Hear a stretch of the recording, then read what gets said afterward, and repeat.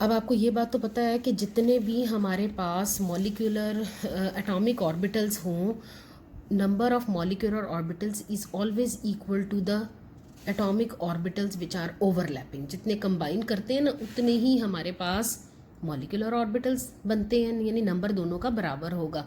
अगर हम आपके पास 2+2 एटॉमिक ऑर्बिटल्स ओवरलैप किए हैं तो result will be 4 atomic molecular orbitals. अच्छा, इनकी एनर्जी डिफरेंट होती है, आगे हम देखेंगे स्ट्रक्चर्स में।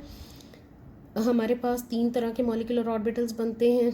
आपने अमोनिया का स्ट्रक्चर रिकॉल करना है कि bonding molecular orbital, anti bonding molecular orbital and non bonding molecular orbitals, ठीक है ना।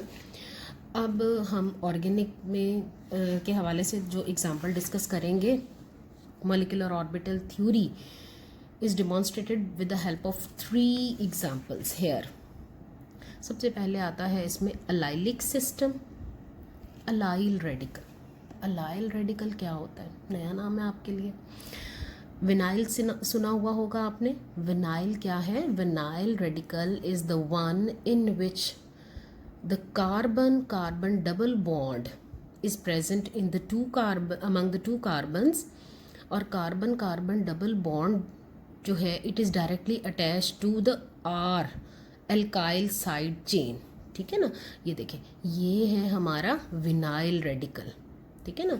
Vinyl radical CH2 double bond CH2R, ठीक है ना। इसको हम कहते हैं ये CH2 डबल बॉन्ड CH, ये है विनाइल रेडिकल। अगर ये अटैच हो जाएगा किसी साइड ग्रुप के साथ तो ये हमारे पास vinyl group is attach to any other hydrocarbon, ठीक है ना। अब अलाइल रेडिकल या कैटाइन क्या होगा? It is the carbon carbon double bond which is attach to the side chain, R chain के साथ अटैच होगा with the help of a methylene group CH2 group के साथ, ठीक है ना। यहाँ पर डायरेक्टली अटैचमेंट है कार्बन कार्बन डबल बॉन्ड की to the alkyl side chain, लेकिन यहाँ पर है क्या आ गया बीच में? CH2 ग्रुप, ठीक है। अब रेडिकल क्या होता है? Radical is the group having the one free electron. इसके साथ अगर यहाँ पर तीसरा हाइड्रोजन मैं अटैच कर दूँ तो ये बन जाएगा अलाइल ग्रुप, ठीक है ना। ये CH2 डबल बॉन्ड CH3, ये हमारा फुल न्यूट्रल कंपाउंड बन जाएगा। लेकिन यहाँ पर है कि यहाँ से एक हाइड्रोजन चला गया और hydrogen moves with its 1 electron, एक इलेक्ट्रॉन इसके ऊपर रह गया, this will become the radical. और अगर यहाँ पर रेडिकल की बजाय हाइड्रोजन अपना और उसका इलेक्ट्रॉन साथ ले गया कार्बन का, then this is CH2 double bond CH2 with 1 positive charge, this is called allyl cation, ठीक है ना। अब हम इसके हवाले से डिस्कस करेंगे और 1,3-ब्यूटाडाइन के साथ डिस्कस करेंगे मॉलिक्यूलर ऑर्बिटल थ्योरी को, और साथ ही हमने बेंजीन का स्ट्रक्चर जो है वो डिस्कस करना है, ठीक है ना।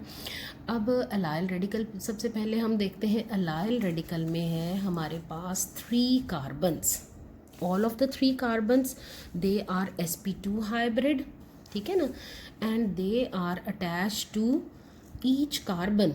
sp2 हाइब्रिडाइजेशन बेटा तब एग्जिस्ट करती है जब एक कार्बन जो है वो 3 दूसरे एटम्स के साथ बॉन्डेड हो और इसके ऊपर एक अनहाइब्रिड p ऑर्बिटल जो है वो एग्जिस्ट करे, ठीक है ना। कार्बन की वैसे 4 वैलेंसीज होती हैं, जैसे कि आप मीथेन में देख लें, ऑल आर फुली सेटिस्फाइड। ऐसा कार्बन जो मुख्तलिफ एटम्स के साथ अटैचमेंट हो, उसकी ओवरलैपिंग हो, जैसे 4 हाइड्रोजन्स हैं, इसको हम कहते हैं sp3 हाइब्रिड सेचूरेटेड कंपाउंड, ठीक है ना।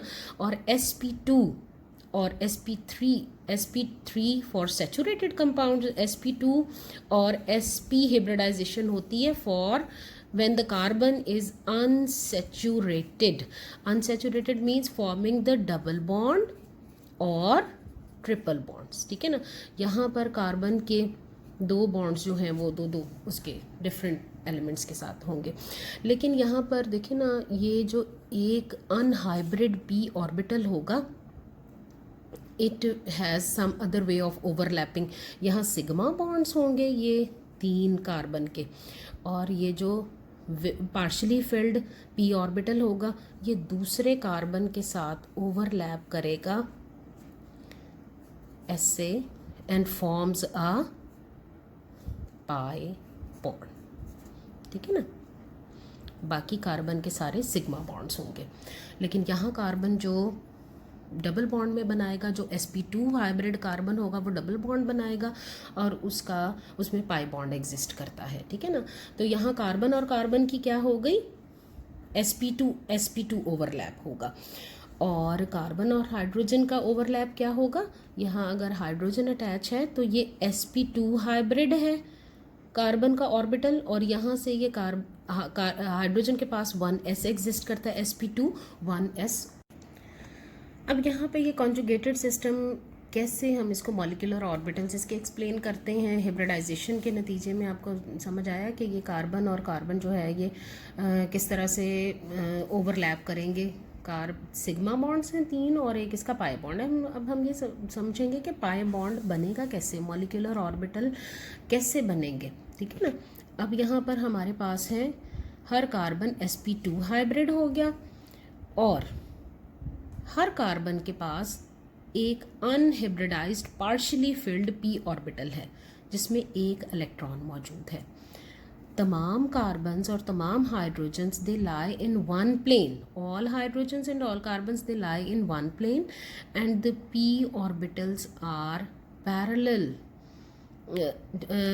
It is perpendicular to the plane, ठीक है ना। ये जो कार्बन और हाइड्रोजन्स हैं ये पैरेलल होंगे एक ही प्लेन में, जैसे मैंने पेज के ऊपर ही लिख दिए ये कार्बन और हाइड्रोजन, ये एक इसका ये प्लेन है, ठीक है ना। और इस तरह से p orbital above and below the plane होगा, above and below the plane, ये इसका प्लेन आ गया, ठीक है ना, न्यूक्लियर एक्सिस इसका। और ये जो p ऑर्बिटल होगा it is above and below the plane, तो इसको हम कहेंगे कि जो p ऑर्बिटल है ये आपस में तो पैरेलल होंगे लेकिन ये परपेंडिकुलर है प्लेन ऑफ द मॉलिक्यूल से, ठीक है, बाकी तमाम कार्बन और हाइड्रोजन से। एंड सेंट्रल p ऑर्बिटल, ये जो सेंट्रल वन है p ऑर्बिटल सेकेंड कार्बन का, इसके पास पॉसिबिलिटी है ये या तो इस कार्बन के साथ ओवरलैपिंग कर ले या ये इस कार्बन के p ऑर्बिटल जो है ये आपस में ओवरलैप कर जाए, यानी कि दोनों पॉसिबिलिटीज़ हैं, या राइट साइड पे ओवरलैपिंग हो जाएगी या लेफ्ट साइड पे, यानी एक पाई बॉन्ड बनेगा, एक डबल बॉन्ड बनेगा। कार्बन नंबर 1 और 2 का डबल बॉन्ड बन गया तो यहाँ डबल बॉन्ड नहीं होगा, ठीक है ना, क्योंकि पार्शली फिल्ड है। एक बॉन्ड कैसे बनता है, म्यूचुअल शेयरिंग ऑफ इलेक्ट्रॉन से, एक इसका इलेक्ट्रॉन होगा एक इसका इलेक्ट्रॉन होगा, अगर ये दोनों ओवरलैप करते हैं तो यहाँ पर एक पाई बॉन्ड आ जाएगा, राइट। और अगर इस तरह से ओवरलैपिंग होती है तो यहाँ एक डबल बॉन्ड आ जाएगा, और इस तरह हमारे पास इस कार्बन के ऊपर चार्ज आ जाएगा और यहाँ पर डबल बॉन्ड होगा। तो 2 लेवल स्ट्रक्चर हमें शो करने पड़ेंगे, या तो ये वाला बॉन्ड शो करना पड़ेगा और इसके ऊपर चार्ज आएगा, या फिर अगर इन दोनों के दरमियान बॉन्ड आ गया तो इस कार्बन के ऊपर जो है वो चार्ज आ जाएगा। अब हम मॉलिक्यूलर ऑर्बिटल अप्रोच में डिस्कस करेंगे इसको। Central p orbital can overlap with either terminal p orbitals, ठीक है ना, linearly and form the molecular orbital. हम इसको एजम्पशन नहीं ले रहे, हम ये कहते हैं कि पॉसिबिलिटी तो है ना दोनों कार्बन नंबर 1 के साथ या 3 के साथ ओवरलैपिंग की, तो हम एक मॉलिक्यूलर ऑर्बिटल डायग्राम से इसको एक्सप्लेन करेंगे कि एटॉमिक ऑर्बिटल्स अगर कार्बन नंबर 1, कार्बन नंबर 2 और कार्बन नंबर 3 के ये जो p ऑर्बिटल्स हैं अगर ये आपस में ओवरलैप करते हैं तो हमारे पास नतीजतन bonding molecular orbital, non bonding molecular orbital और एंटी बॉन्डिंग मॉलिक्यूलर ऑर्बिटल बनेगा। मैंने आपको बताया था ना जितने एटॉमिक ऑर्बिटल ओवरलैप करेंगे उतने ही मॉलिक्यूलर ऑर्बिटल बनेंगे। ये एनर्जी डायग्राम हम इसको कहते हैं जिसमें हम शो करते हैं कि एनर्जी इज़ इंक्रीजिंग, ठीक है ना। तो सबसे पहले बॉन्डिंग मॉलिक्यूलर ऑर्बिटल है which is lowest in energy, then is non bonding, और उसके सबसे हाईएस्ट एनर्जी का है एंटी बॉन्डिंग मॉलिक्यूलर ऑर्बिटल, ठीक है ना। Anti bonding molecular orbital is of highest energy, ठीक है ना। और एनर्जी क्यों हाईएस्ट होती है, ये आपने सवाल ज़हन में इसको रखना है कि क्यों इसको हम कह रहे हैं कि it is of highest energy, due to having the maximum number of nodes. Nodes क्या होती हैं, नोडल प्लेन क्या होता है? Nodal plane is the nuclear plane where there is no possibility of finding the pi electrons। जो pi electron है, आपको ये नज़र आ रहा है ना कि p ऑर्बिटल्स अबव और बिलो द न्यूक्लियर एक्सिस हैं, यानी न्यूक्लियस के ऊपर होंगे या नीचे होंगे। ये जो इसके इलेक्ट्रॉन्स की स्पिन है, आइदर इट इज़ अबव और बिलो द न्यूक्लियर प्लेन, है ना। तो इसलिए हम इसको कहते हैं कि न्यूक्लियर लाइन पर ये एग्जिस्ट नहीं कर सकते। तो एक तो इसका नोडल प्लेन हो गया ये न्यूक्लियर एक्सिस, ये अबव और below the nuclei of the two bonded carbons, 3 bond, 1 carbon, 2 carbon और 3 कार्बन, तीनों कार्बन्स के जहाँ पर न्यूक्लियस लाई करते हैं ना, उस प्लेन पर ये p ऑर्बिटल्स लाई नहीं कर सकते, p इलेक्ट्रॉन्स यहाँ पर एग्जिस्ट नहीं कर सकते इस लाइन पर, ये अबव या बिलो होंगे। तो एक तो नोडल प्लेन ये है, nodal plane is that area where there is no possibility of finding the electron, no probability of the electron, that is, आप इसको कह सकते हैं नोडल प्लेन क्या होता है, no probability area of the electron, ठीक है ना। लोएस्ट एनर्जी, अब यहाँ पर आप देखें लोएस्ट एनर्जी पर है बॉन्डिंग मॉलिक्यूलर ऑर्बिटल, इसके अंदर एक ही नोड है, 1 नोड, यही जो इसका न्यूक्लियर एक्सिस है। उसके बाद एनर्जी लेवल पर आ जाता है नॉन बॉन्डिंग, इसमें कितने हैं, एक तो ये सब में एग्जिस्ट करेगा नोडल प्लेन ये वाला, ठीक है ना, एक नोड तो ये आ गई, और दूसरी नोड ये वाला एरिया है, यानी जो सेकेंड कार्बन है ना उसके पास इलेक्ट्रॉन होने की पॉसिबिलिटी नहीं है। इलेक्ट्रॉन्स जो पाई इलेक्ट्रॉन्स है वो या तो फर्स्ट कार्बन पर लाई करेंगे या थर्ड कार्बन पर, ठीक है ना, either on the first carbon और on third carbon, no possibility of having the electron in between on the second carbon. और anti bonding molecular orbital is of highest energy, it has 3 nodal planes, एक तो वही जो सब में थी और ये 2 नोडल प्लेन्स आ गई, यानी यहाँ पर इलेक्ट्रॉन्स एग्जिस्ट नहीं कर सकते, जितनी ज़्यादा नोड्स होंगी उतने ज़्यादा जो है वो एनर्जी हाई होगी। अब ज़रा रिकॉल करें कि हमारे पास 3 पार्शियली फिल्ड p ऑर्बिटल्स थे हैविंग 1 इलेक्ट्रॉन इन ईच, ठीक है ना। अब जब 3 इलेक्ट्रॉन बॉन्ड बनाएंगे तो वो कैसे आएगा, ये कार्बन और ये कार्बन, ठीक है, सबके पास, इसके पास 1 इलेक्ट्रॉन है, इसके पास 1 है और इसके पास 1 इलेक्ट्रॉन है, 3 इलेक्ट्रॉन टोटल हो गए। बॉन्डिंग जो मॉलिक्यूलर ऑर्बिटल है एटॉमिक ऑर्बिटल्स की तरह, उनमें भी हर एक मॉलिक्यूलर ऑर्बिटल में मैक्सिमम 2 इलेक्ट्रॉन्स हो सकते हैं और कम से कम 1, ठीक है ना। इस बॉन्डिंग इलेक्ट्रॉन में पहले फिलिंग ऑफ इलेक्ट्रॉन हमेशा होती है लोएस्ट एनर्जी से, तो bonding molecular orbital will contain the 2 electrons और जो बच जाएगा वो एक चला जाएगा नॉन बॉन्डिंग में, समझ आ गई। तो यहाँ पर हमारे पास बॉन्डिंग ऑर्बिटल में आ जाएंगे 2 इलेक्ट्रॉन्स और एक आ जाएगा नॉन बॉन्डिंग में। 1 unpaired electron of the allyl radical and the 2 electrons of the pi bond are delocalized over all the 3 carbons, making it a conjugated unsaturated system. This delocalization of unpaired electron make allyl radical greater instability. जितना ज़्यादा delocalization होगी कोई भी molecule, कोई भी radical या कोई भी कैटायन, उतना ज़्यादा स्टेबल होगा, ठीक है ना। ये बात आपने लाजमी याद रखनी है कि जितनी ज़्यादा डीलोकलाइजेशन होगी किसी भी मॉलिक्यूल में, आयन या रेडिकल में, स्टेबिलिटी उसकी उतनी ज़्यादा होगी। क्यों? इसलिए कि लोकलाइज्ड इलेक्ट्रॉन को कोई भी इलेक्ट्रोफाइल जब अटैक करेगा, जैसे कार्बन और कार्बन डबल बॉन्ड में कोई इलेक्ट्रोफाइल, इलेक्ट्रॉन डेफिसिट स्पीशी यहाँ पर अगर अटैक करती है तो उसको इलेक्ट्रॉन आसानी से यहाँ से मिल जाएंगे। ये जो लोकल बॉन्ड है यहाँ पर इलेक्ट्रॉन्स मौजूद है और कोई भी इलेक्ट्रोफाइल जो भी यहाँ से ले सकती है। लेकिन अब अगर यहाँ पर एक इलेक्ट्रॉन, ये इलेक्ट्रॉन एलाइलिक सिस्टम का, ये अगर इलेक्ट्रोफाइल यहाँ अटैक किया तो ये इधर मूव कर जाएगा, इसके पास पॉसिबिलिटी है। इसके पास यहाँ पर पार्शली फिल्ड पी ऑर्बिटल्स हैं, ठीक है ना, मॉलिक्यूलर ऑर्बिटल है। तो यहाँ पर पॉसिबिलिटी है कि जब अटैकिंग इलेक्ट्रोफाइल आएगा तो carbon will move to the electrons will move to the next carbon, ठीक है ना, वो लोकेट नहीं कर सकता इलेक्ट्रोफाइल और इस तरह से वो ज़्यादा स्टेबल हो जाएगा। It will be not attacked by the electrophile. अब हम नेक्स्ट डिस्कस कर लेते हैं एलाइल कैटाइन को। एलाइल कैटाइंस क्या होते हैं? अभी आपने पढ़ा रेडिकल के बारे में, ठीक है ना। और कैटाइन क्या होगा? If it has a positive charge, ठीक है ना। कैटाइन को आपने हमेशा ऐसे याद रखना कि ये जो प्लस का साइन बनता है ना, इसका मतलब है ये पॉजिटिव चार्ज है, ये प्लस जो है, ठीक है ना। Cation has a similar molecular picture. किसकी मॉलिक्यूलर पिक्चर इसकी किसके जैसी होगी? कैटाइन की, बिल्कुल इसी तरह से। लेकिन कैटाइन में हमने क्या कहा, यहाँ पर जो ये हमारे पास रेडिकल था, यहाँ हर एक पी ऑर्बिटल में एक एक इलेक्ट्रॉन मौजूद था।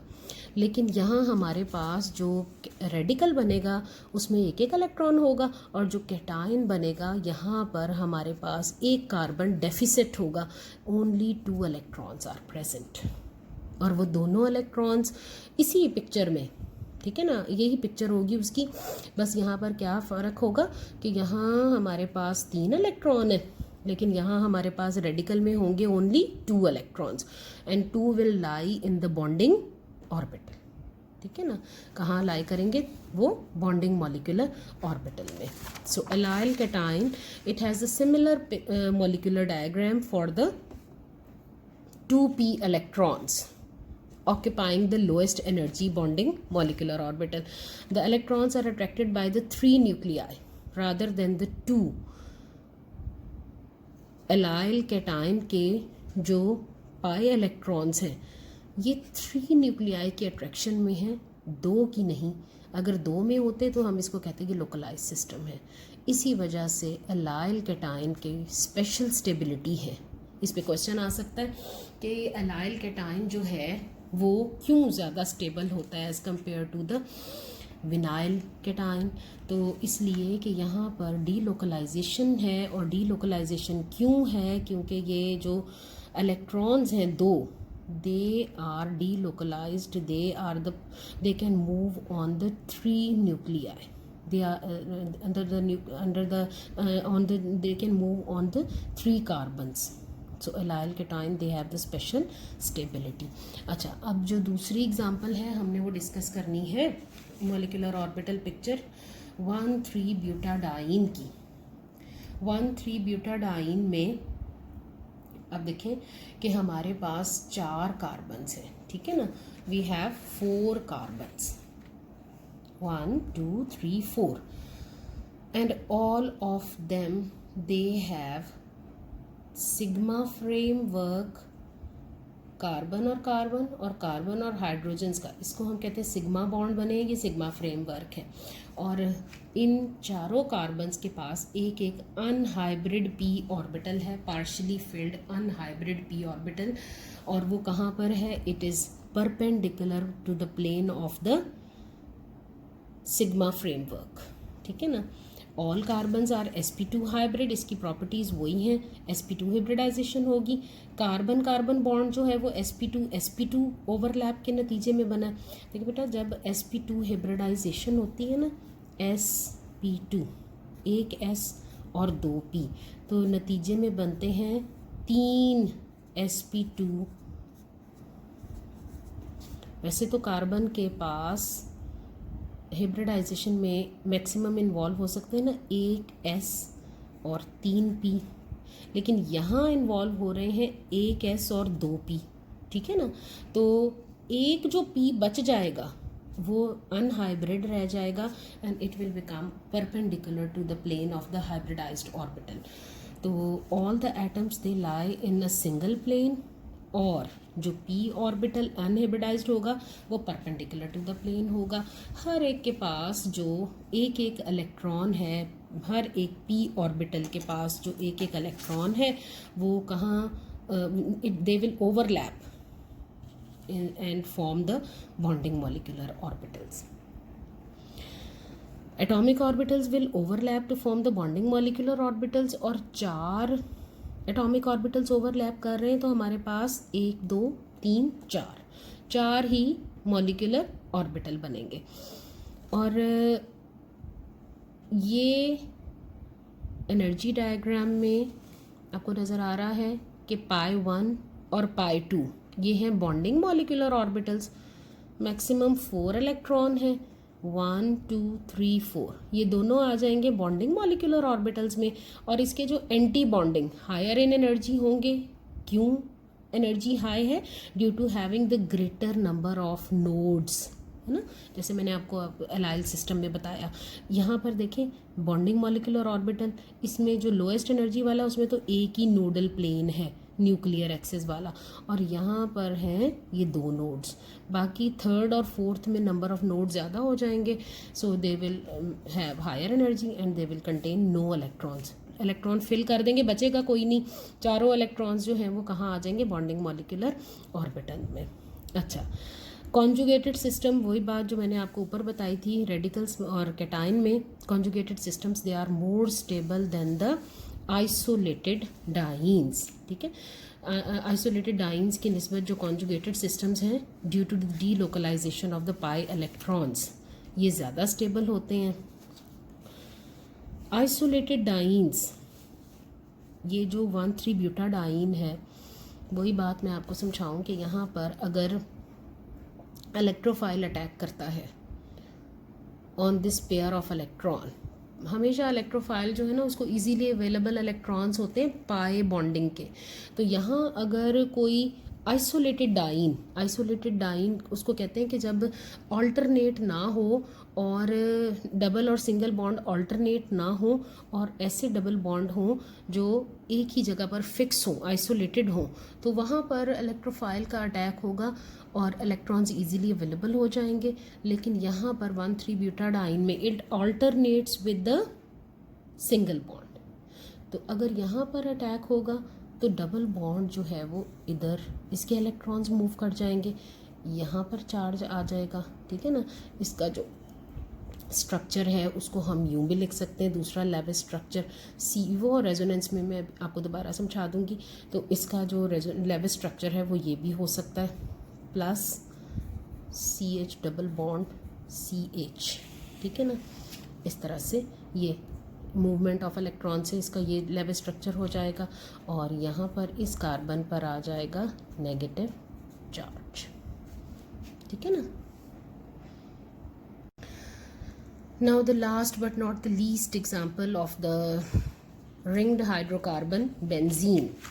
बेंजीन याद है आपको, इसमें 6 कार्बन्स हैं और 6 कार्बन्स हैं और इसमें 6 हाइड्रोजन्स हैं। ठीक है ना, ये कार्बन्स, कार्बन नंबर 1 2 3 4 5 और ये 6, और इसके साथ अटैच है 6 हाइड्रोजन्स। ठीक है ना, और इसमें क्या मौजूद होता है? Alternate single and double bond.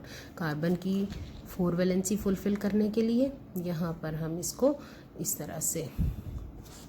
तरह भी लिखते हैं, और इसका जो स्ट्रक्चर है उसको हम यूँ भी लिख सकते हैं, यानी 2 से ज़्यादा लेवल स्ट्रक्चर। इसको डबल बॉन्ड पहले यहाँ था, अब अगर आप इसको यूँ लिखेंगे, ये अब डबल बॉन्ड की पोजीशन ज़रा देखेंगे चेंज हो गई। तो यहाँ पर भी हम कहते हैं this is also a delocalized system.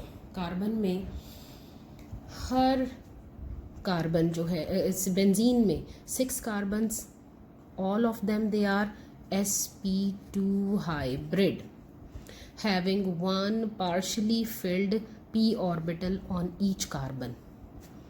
वही बात, तमाम के तमाम ये जो सिग्मा का बॉन्ड्स हैं कार्बन और कार्बन का, ठीक है ना, sp2 ओवरलैप के नतीजे में बना हुआ सिग्मा बॉन्ड, और कार्बन और हाइड्रोजन का sp2s के नतीजे में बना हुआ sigma bond, they all lie in a single plane, ये सिंगल प्लेन में लाई करेंगे and they are present in they are perpendicular to the plane of the unhybridized p orbital.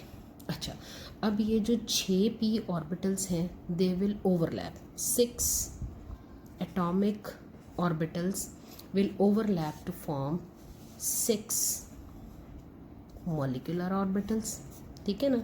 इनमें से 1 2 3 ये जो हैं विदाउट स्टार मैंने लिखे हुए हैं, ये आपकी बुक में भी स्ट्रक्चर बना हुआ है, ये pi 1 pi 2 pi 3 they are the bonding molecular orbitals, ठीक है। और ये pi 1 star pi 2 star pi 3 star they are the anti bonding molecular orbitals, right. Pi 1 pi 2 pi 3 जो बॉन्डिंग मॉलिक्यूलर ऑर्बिटल्स हैं they are of lower energy and they will contain the pi electrons, 2 electrons इसमें आ जाएंगे, 2 इसमें आ जाएंगे, 6 है ना टोटल। तो पहले इलेक्ट्रॉन फिल करते हैं लोअर एनर्जी ऑर्बिट्स को, तो यहाँ पर ये जो 6 इलेक्ट्रॉन्स हैं ये इनमें आ जाएंगे और जो एंटी बॉन्डिंग मॉलिक्यूलर ऑर्बिटल्स हैं they will remain empty due to having higher energy. तो ये बेंजीन का स्ट्रक्चर है, 6 अवेलेबल इलेक्ट्रॉन जो हैं वो लोअर एनर्जी बॉन्डिंग ऑर्बिटल्स को फिल कर देंगे और बाकी जो 3 एंटी बॉन्डिंग ऑर्बिटल्स हैं पाई 1 star pi 2 star pi 3 stars they will remain empty. The most stable bonding orbitals pi 1 has 1 node, इसमें तो नोड है ही नहीं ना, इसके अंदर नोड है ही नहीं, 1 नोड नहीं, sorry it will have no node. यहाँ पर पाई 2 में आ गई एक नोड, ये वाला जो डॉटेड एरिया है, डॉटेड लाइंस जो है ना इनसे हमने नोडल प्लेन शो किया हुआ है बेंजीन में। और इसी तरह से यहाँ पर पाई 3 जो है it will have also have 1 node, इसकी नोड इस तरह से हॉरिजॉन्टल शो कर दी, इसकी आपने ये वर्टिकल शो कर दी। अच्छा, so density the bonding molecular orbitals they have the maximum number of nodes, pi 1 और pi 1 star pi 2 star they are having two node, एक इस तरह ये जो प्लस का साइन बना हुआ ना ये इस तरह से आप इसको शो कर सकते हैं और यहाँ पे से क्रॉस, दोनों में 2 नोडल प्लेन्स हैं जो इंटरसेक्ट कर रहे हैं। और यहाँ पाई 3 में देखें it will have 1 2 and 3 nodes, so they will become higher energy. और इसका कंबाइंड इफेक्ट क्या होगा, 6 इलेक्ट्रॉन्स हैं वो बॉन्डिंग मॉलिक्यूलर ऑर्बिटल्स में आ जाएंगे और जो एंटी बॉन्डिंग है दे विल रिमेन एम्प्टी। तो इलेक्ट्रॉन डेंसिटी कहाँ लाई करेगी, in the whole benzene ring, benzene ring के ऊपर भी और नीचे भी, ठीक है ना। बेंजीन रिंग के ऊपर और नीचे, जैसे ये पेज है तो इसके बेंजीन यहाँ पर अगर मौजूद है तो ऊपर और इसके नीचे जो है वो लाई करती है, यानी जो सिग्मा फ्रेमवर्क होगा बिल्कुल इसको आप इस तरह से कंसिडर कर सकते हैं कि ऊपर और नीचे जो है इसके लाई करेगी। तो इस तरह ये डी लोकलाइज सिस्टम हो जाएगा बेंजीन का, and benzene is very much stable as compare to the open chain 6 carbon containing hydrocarbon, ठीक है ना। अगर आप इसको कहें कि हम एन हेक्सेन का मॉलिक्यूल या आप बेंजीन को अगर open chain 6 carbon compound containing 6 carbon containing compound से कंपेयर करें तो बेंजीन उसकी निस्बत क्यों स्टेबल है, because of the delocalization of its pi electrons. Thank you. This is the lecture about localization, localized chemical bond and delocalized chemical bond. Next हमारा topic होगा, आपको मैंने जो सिलेबस के इसका लिखवाया है फर्स्ट चैप्टर का, तो उसमें हमारा नेक्स्ट टॉपिक आपने इसको एक दफ़ा रीडिंग कर लेनी है ताकि जब हम इसको स्टार्ट करें तो आपके जहन में कुछ ना कुछ हो। मॉलिक्यूलर ऑर्बिटल अप्रोच हमने एक्सप्लेन कर ली and next topic is concern to the resonance, ठीक है ना। रेजोनेंस आपने एफएससी में भी बहुत डिटेल में पढ़ा हुआ है बेंजीन के हवाले से, ठीक है। और इसमें आपने रूल्स ऑफ रेजोनेंस देखने हैं, रेजोनेंस इफ़ेक्ट हम डिस्कस करेंगे, और steric inhibition of resonance, resonance energy, ठीक है ना। ये हम बहुत इम्पॉर्टेंट है, और ये भी एक्सप्लेन करता है stability of the organic compounds को। थैंक यू, अल्लाह हाफ़िज़।